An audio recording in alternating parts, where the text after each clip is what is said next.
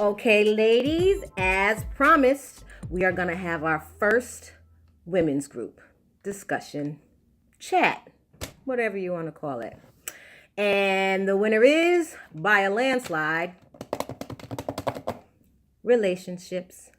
But not just relationships in general. This week, we're going to be discussing the downside or some things that can cause a relationship to start to go in a bad direction. This page is not about bashing relationships. This page is not about bashing men. This page is not about finding ways to end your relationship. We're not about that at all. It just so happens that our first topic is the downside of relationships.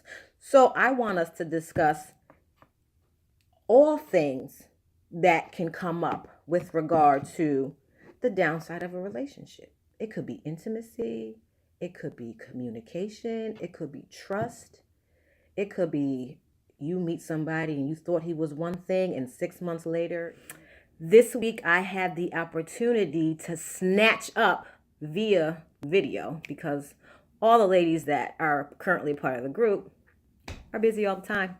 Couldn't get anyone to sit down for a few minutes, so I had to catch them on the phone, on the computer, whatever. Got them to sit still for a few minutes.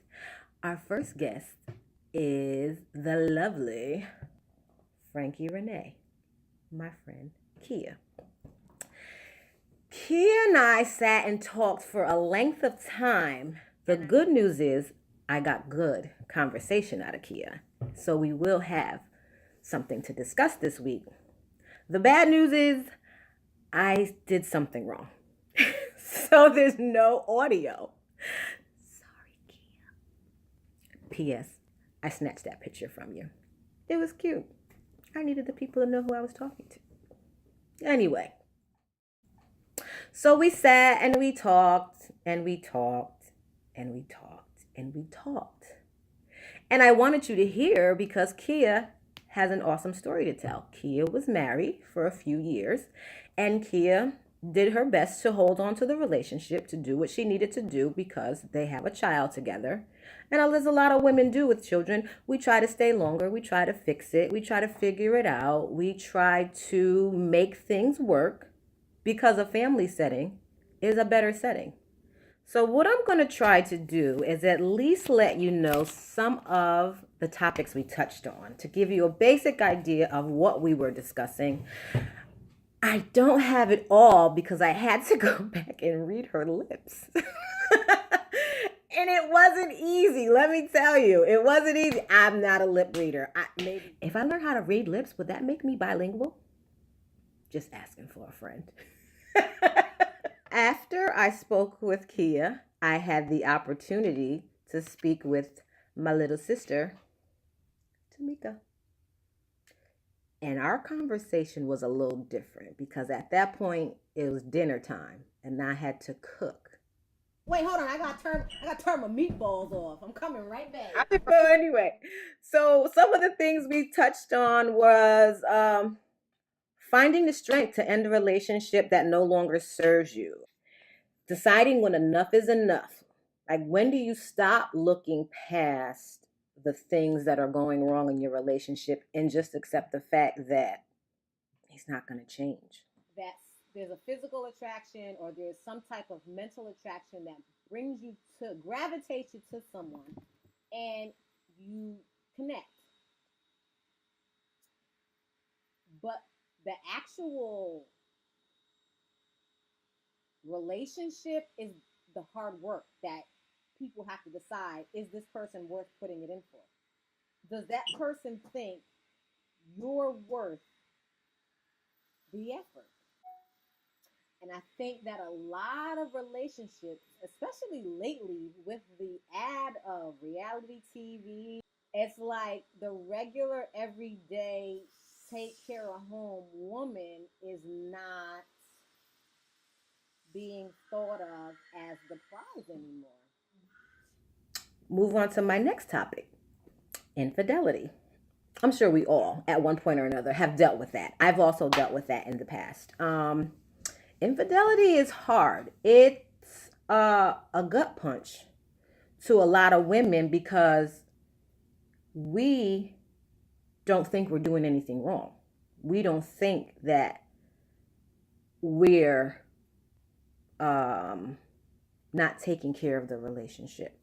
So, for the most part, when you find out about infidelity, it's a slap in the face. Like, it's a how dare you.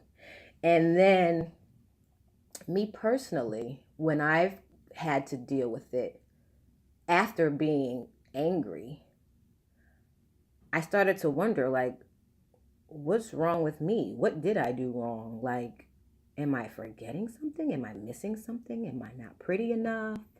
Am I not slim enough?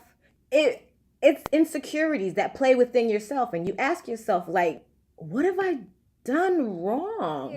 Should I wear my hair to bed? Like, okay, don't wear this bonnet, don't wrap it up, don't wear that headscarf. That's not cute. When I was going through what I was going through, I remember thinking, like, it was my fault. Like, I was going through, like, the what did I do wrong and the how could I make it better? I blamed myself for every part of the wrongdoings.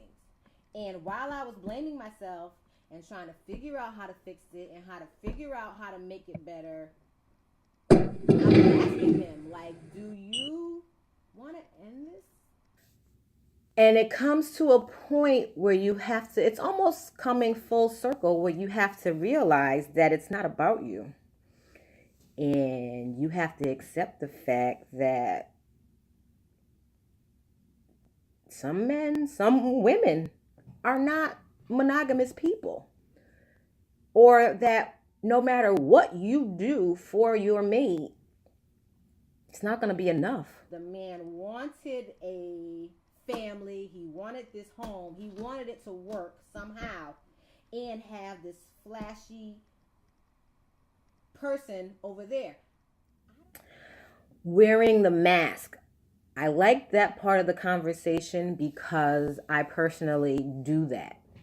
When something's going on in my relationship or in my life that is troublesome, I try very hard to wear that mask of strength. What I went through. Like, you go through stuff at home and in private, and then you, when company comes, you smile. How many times have you actually, in past relationships, past, present, or future, you know as a woman, you don't allow company to see what's going on in your real life. You know what I'm saying? Like, as a woman, no matter what's going on in your house, you take care of it. If somebody walks in and you gotta cook dinner for 5 people last minute, and you want to take the shredder and shred his forehead across with it, it's like, okay, I'm not gonna shred your forehead, but right.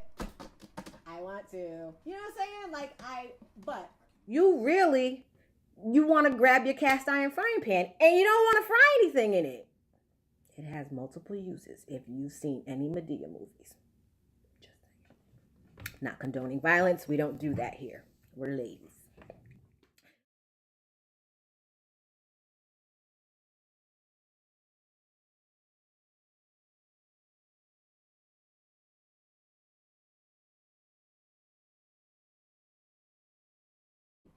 And one girl discussed with me how she was doing great. She's doing great in her career. She is taking care of her kids. She got a new home for herself and her kids. And she dated someone that was physically and verbally abusive. And he mentally tore her down. And she found her way out of that. And it just so happened that she had to emergently be put up in a hotel. She was put into the room where her ex-partner had raped her, and she broke everything she built, everything she had, everything she did from ending that relationship on seemed to crumble. And my thought process was, my first thing was pray. And I told her that. But it's like, I almost feel like that wasn't enough. And I wanted to bring that to the table. I want to bring it forward and find someone else's opinion. Like, what do you think outside of prayer she could do? Because she was doing so good. And I want her to get back there. I think that with her doing so good and doing well and everything, I think that she actually masks the situation. She never confronted it. She never dealt with it. So she has probably kept herself busy, busy, busy. She moved away. She did all these things so that she didn't have to face it. And that's the key word. Some people don't have to face it. Some people can mask it for a very long time. Some people can actually go on in life, remarried, and and it takes that one thing to trigger, and it's like boom, right there. So when you do that, when you mask a situation like that, it eats you up from the inside. And the outside, honey, you looking good. You doing this. You got your crib. You got your kids. Everybody's looking good, eating healthy. But inside, you shriveled up like mold. Yeah. And that's reality. Yeah. And it took for her to go back into this one particular scene. Yeah. And it brought it back. And all those feelings that she's been harboring for so many years or however long it's been came back, and she's now like, oh my God, here goes this frightened girl again when I have become this strong, real woman. Now I'm this scared little girl again. What am I supposed to do? Right. My honest opinion on that is I would see someone about the situation. I would have it to where I am able to confront the situation. She's never going to heal unless it's confronted, unfortunately. I don't care however you do it.